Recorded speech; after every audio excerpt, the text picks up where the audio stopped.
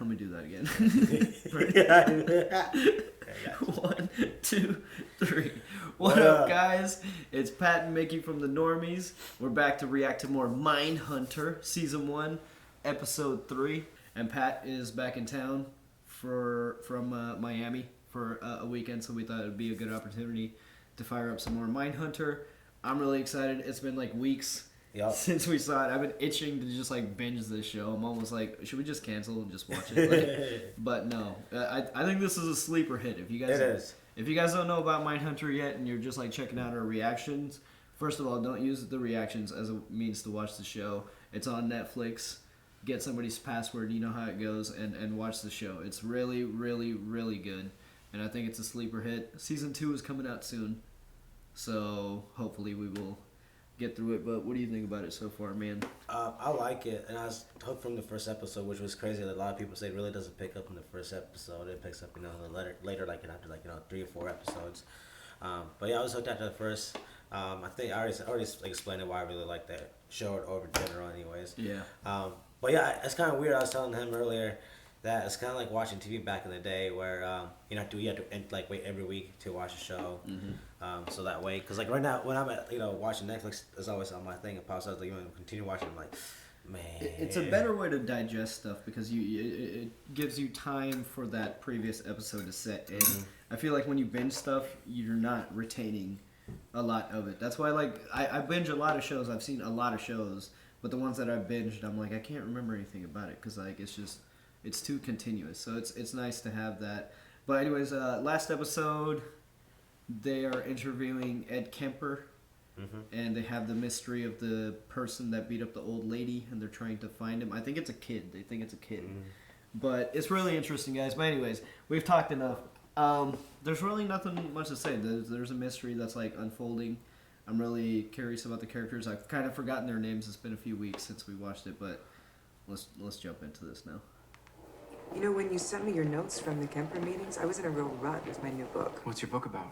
It's about white-collar criminals, men not so different to your Edmund Kemper. How do you think the men you study are similar to Edmund First of Kemper? all, they're all psychopaths.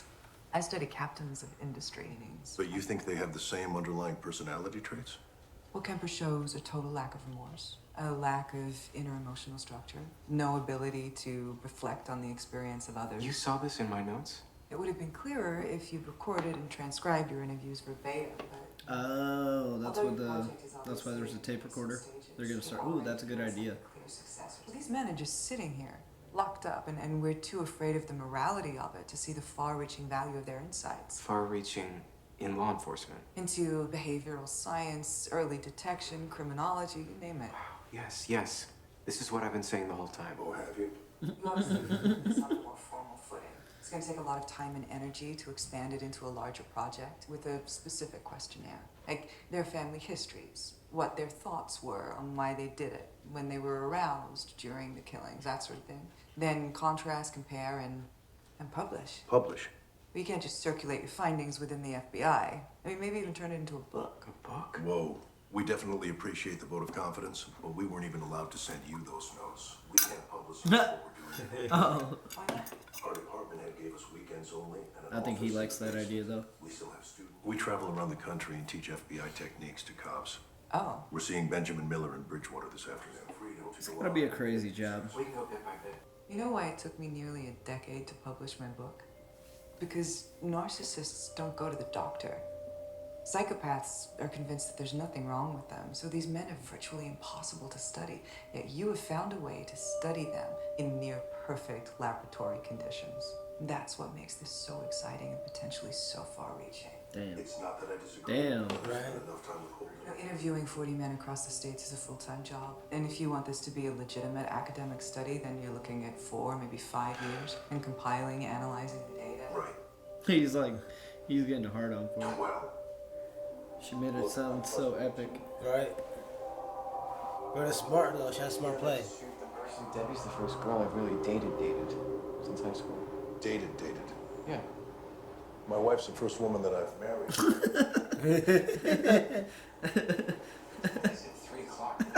You'd be less bitchy if you smoke cigarettes.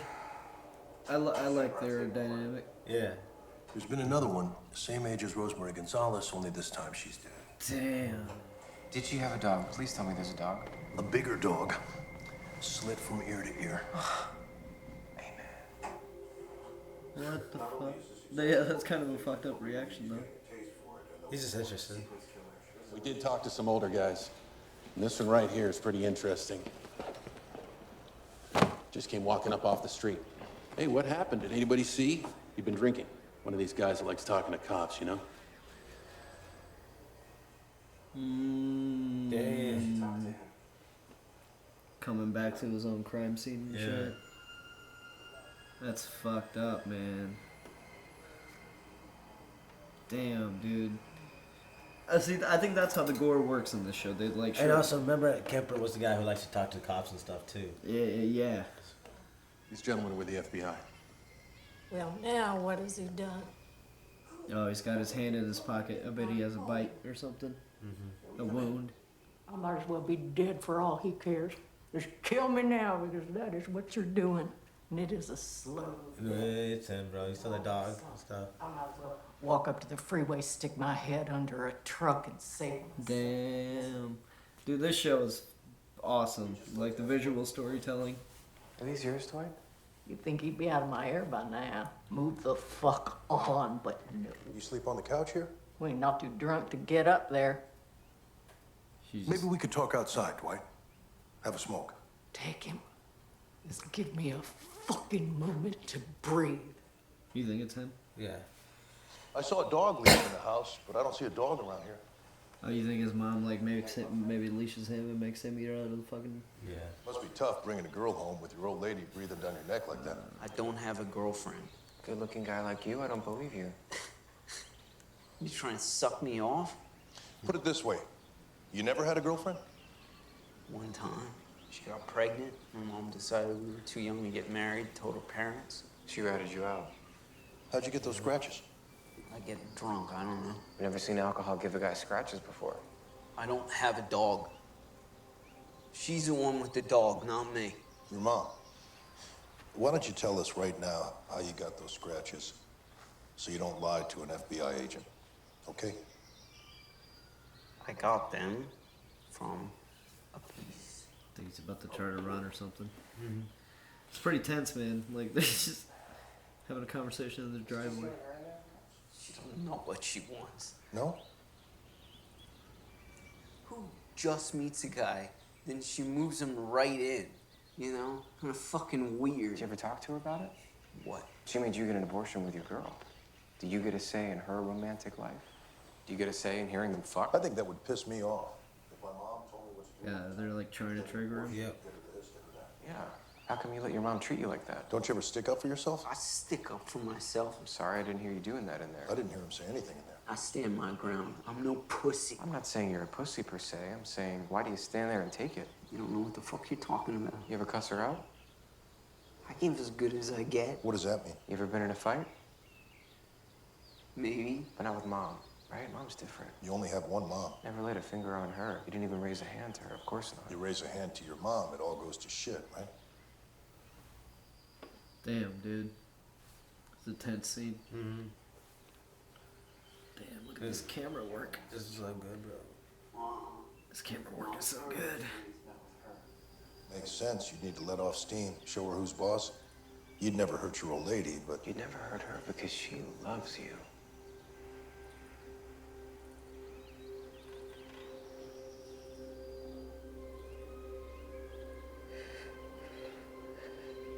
Florida residents can rest easier tonight. Sacramento police have arrested 30-year-old. They got him. Damn, dude. Well, this guy right here, he's the modern day Sherlock Holmes. Thank you. I just wanted to say thank you so much for having this get-together. And Roy, thank you for acknowledging what my partner Bill and I are doing. And for embracing that if we all work together, we can venture into the blackest night and shine a light on the darkness. I'm talking about real darkness. And thanks for the video.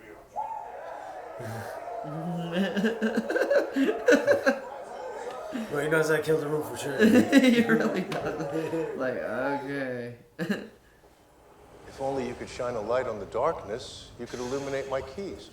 Well, little do you know, you'll have phones in your pocket with flashlights built on them.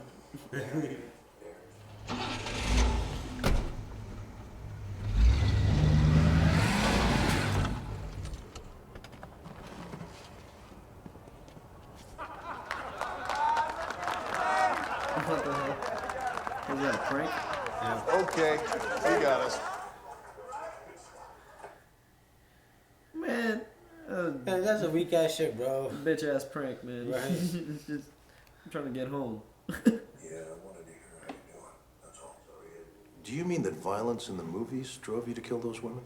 No. My point is, in reality, it doesn't work the way you expect.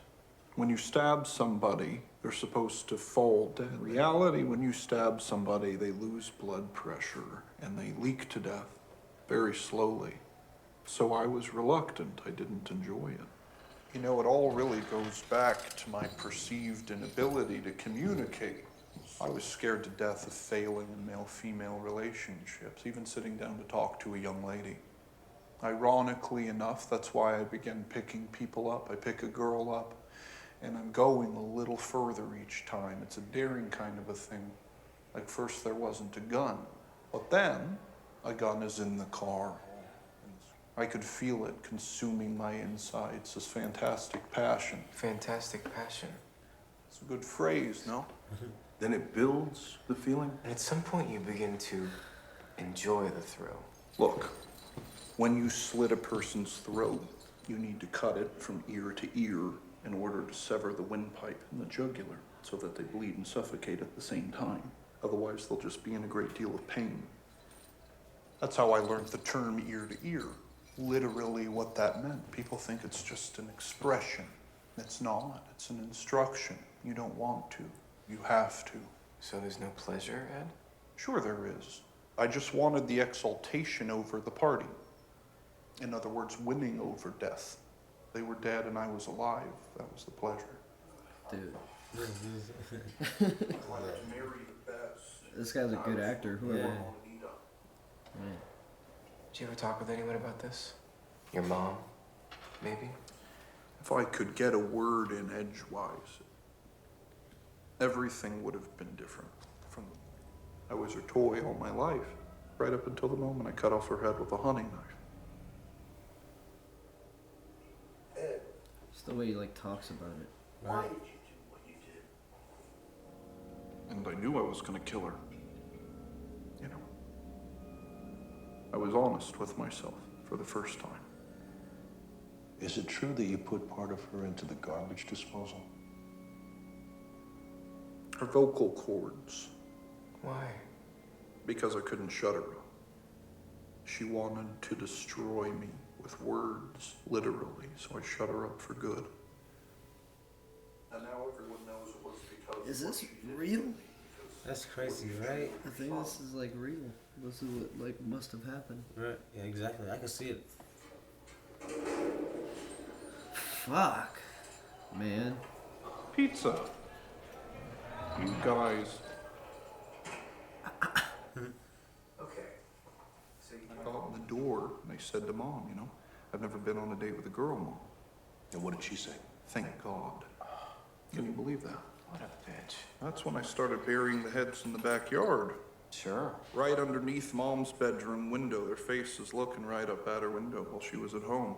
Right under her nose, man. Couldn't help myself. I know it's silly, but Mom always liked people to look up to her. Whoa. Jeez. Damn. They're just like, just so casually talking about all this shit, man. But I mean, I'm sure they're desensitized to it to some degree, but like, they're just like, what the fuck, man? Like, jeez, man. I gotta look up that actor's name. He's really good. Whoever's playing Ed Yeah, Kemper. he's definitely selling it. Dude. Feels good, doesn't it? To fly home having got the bad guy, just like in the movies. Yeah, it feels good that Dwight's off the street, but Kemper has a way of tempering that. Damn. Look at the 70s, like, they got, like, straight up Scotch glasses. Right. That's first class right there. Things were different back then. They got ashtrays and shit. He thinks you're his friend, which makes you a pretty great FBI agent.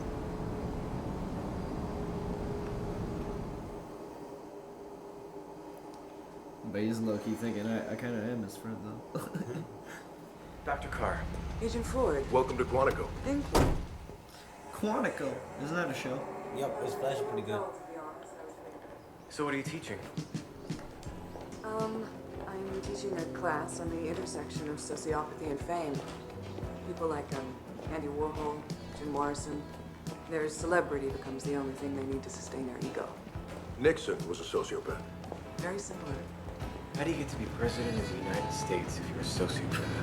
The question is, how do you get to be president of the United States if you're not? That's why this work is so vital. It goes so much further than the FBI. Damn. All the way to the White House. Perhaps. Damn. Wow. That was good. Shots fired at the end. Right. Yeah, that was a pretty good episode. I really liked the dialogue. It was a little slower, but yeah.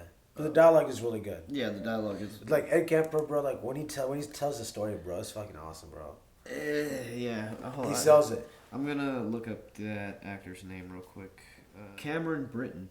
So, Cameron Britton, dude. Wow, he's really good. And I just saw the picture of the real Edmund Kemper, and Yeah, they look alike. They it's pretty spot Casted on. well. Casted well, and he is really selling it. Like it's very unsettling. Like he talks about so much like violence and like fucked up shit, and then he's just like pizza. Like, and even them too, like they're getting. I mean, I guess they have to kind of put up a act to like be friendly with him, so he talks more. But even there, it's just like, oh no shit, no yeah, of course. Like it's crazy how just like casual that conversation. But that goes is. with a lot of training at the FBI, so that helps out. For sure. A bit of a slower episode. It's kind of hard to react to this show. They're not, nothing like. There's no like big moments, but like it's really like the scripting is really Dialogue good. is good. Dialogue is really good. Yeah. It's very good. It's a very dialogue heavy show. So so far, but like I like the very end there where they're talking about like the president of the United States. Like it's like how do you get to be president if you're not a sociopath? That's good. That was good. So I mean it worked. There are new methods like they caught the guy without any what was his name, the guy who was like killing the old lady? The Dwight something. And he only made it so he really only two and only one ended up in a death. Yes. So yeah, that was really And the last fucked one up. wasn't pretty much an accident death. He wasn't trying to kill her. It was just like he just beat her up pretty well. And I'm not trying to sympathize with anything they're doing, but like But you can see why. Yeah, you know see what? Like, you why can see they did turned it. that way, or was it that why they went that route? But maybe some small marginal amount of sympathy is needed to at least like understand. Like, we're not going to sympathize with what they did. It's really fucked up to do something like that, but like it was true. Like he was killing because he wanted to stand up to his mom, but he couldn't. He wanted to stand up to his mom. Yeah, he didn't have what it took to stand up to his mom, so he needed to feel that power, that control, to kill and beat up these other ladies And kill their dogs. And I don't know what the thing was with the dog because they didn't have a dog. Yeah, but I think he gets humiliated as a dog in there. That's what I thought too. Maybe there's like really fucked up shit going on in there because she wasn't a very pleasant lady, and yeah, it was probably a really fucked up life for him. So yeah, you see why it happens, but it's just like it's crazy. How do you even prevent that? And you see, like if you think about it, it's the same thing that happened to Edmund Kemper. Edmund Kemper didn't have a good relationship with his mom. Exactly. And his mom was the same as a lunatic as This is maybe all these serial killers have a thing, where their relationship with their mom is not the greatest. Yeah, and they're always kind of like socially awkward. Yeah. And but that's the thing. It's like that is the great debate. Is like, were they born bad or like? Because I feel like I don't know. I think it's a mixture of both. You know, like what if you could see Edmund Kemper if he didn't have if he had a better mother, like do you think that he would have turned out the way he did still? Do you think there's something inherently like dark in people that shows up no matter what, or do you think it's absolutely based on environmental influences? I think we're all. I mean, we're all a little crazy. Yeah, we all do bad stuff because sometimes it's fun to do bad stuff, or you know what I mean. It's like, I think to kill somebody you kind of have to be born. Like I don't think like to go that far, you kind of have to be born to be able to take someone's life like that. You don't think that like, but that's what I'm saying. Like, what if Ed Kemper was born into like a happy home? I feel like. I don't know. I don't feel like people are born with evil inside. No, I don't think so either, too. So I really think that like all these cases, it really is like, I guess we build the killers. You know, they always seem to have a really fucked up life. They always seem to have been abused and like really fucked up things happening to them. So yeah, it's a great show. It's a great show. At least serial killers, not all killers. Let's break it. And so far they're just calling them sequence killers. It's crazy that just in the 70s, like that doesn't seem like even that long ago. I mean, it's like it's almost 50 years ago at this point. Yeah, isn't that crazy? It's crazy. Like I always think about it like still in terms of like 30 years ago, but it's crazy and it wasn't even that long ago, and we didn't have the term serial killer. We didn't have the education for any of this shit. So. Now they got the professor involved, and I'm excited to see because her idea is pretty neat. I like it. She's pretty intelligent, and she seems way ahead of her time for this time period. Yeah. Like she's talking about topics that I feel like would be appropriate for society today. Yeah. And so she seems like she's way ahead. Plus, she's a woman too in the 70s, and I'm sure that wasn't women are still not taken seriously in the workplace a lot of the time. So. It'll be cool to see her character because she seems pretty like confident of herself. Yep. So, all right. Well, do we have anything else to say? No.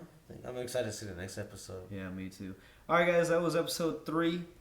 If you guys wanted to check out the next one or the next few or the uncuts for these episodes, because honestly, you don't see everything in these reactions. So, if you want to see all that stuff, check out our Patreon. We got options there for you.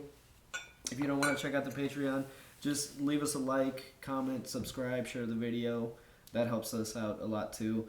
Let us know in the comments. That'll be the question. Do you think that people are inherently born evil sometimes, or is it a matter of environmental influence? Yeah, I think it's environmental. Yeah. So let's discuss that in the comments, guys. Let us know what you think about the show if you're just discovering it. We'll see you guys next week. See ya. Peace. Thanks for joining us for another Mindhunter. Thanks to our super patrons, Luis, Timor, Quasi, Trip, Toy Soldier, Benjamin, Joe Max, Keyboard Junkie, Robert, and Wire Fan Joey, and Philip. Check out our Patreon for uncut and early access content. There's some important links down below as well, and we'll see you guys next week.